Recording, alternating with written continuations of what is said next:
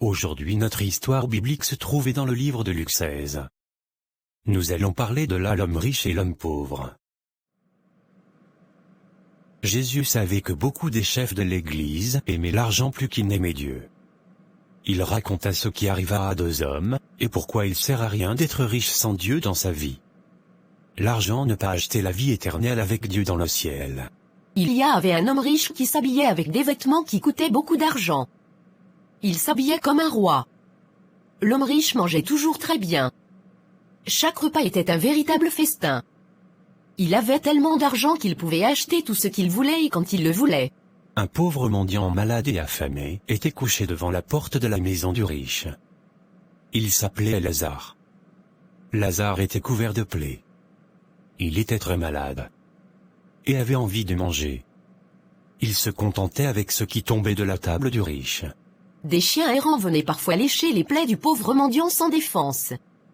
Ils reniflaient autour de lui et léchaient ses blessures. Personne ne se souciait pas de Lazare et de sa faim.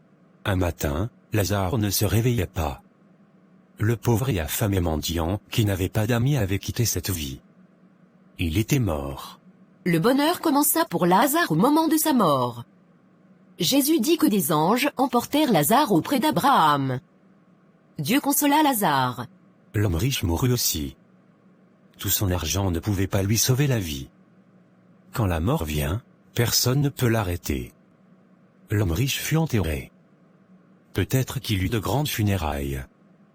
Peut-être que les gens félicitaient l'homme riche pour avoir été intelligent et avoir eu beaucoup de succès. Mais leurs louanges ne l'aidèrent pas. L'homme riche était en enfer. En enfer, l'homme riche pleurait. Abraham, mon père, envoie Lazare pour qu'il mette le bout de son doigt dans l'eau et qu'il ne rafraîchisse la langue, car je souffre beaucoup dans ce feu. Pendant ta vie tu avais tout et Lazare n'avait rien. Abraham lui répondit. Maintenant Lazare est consolé et toi tu souffres. Personne ne peut traverser le grand précipice entre toi et nous.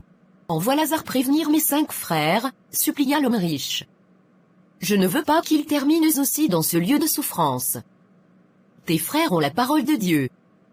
Lui répondit Abraham. Si les 5 frères ne croient pas la Bible, ils ne croiront pas plus que Lazare soit revenu à la vie.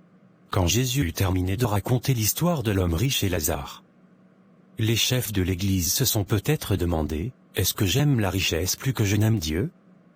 Maintenant ils savaient ce qu'il leur arriverait s'ils ne suivaient pas la parole de Dieu. Et toi, aimes-tu la richesse ou Dieu? Merci beaucoup de nous avoir suivis.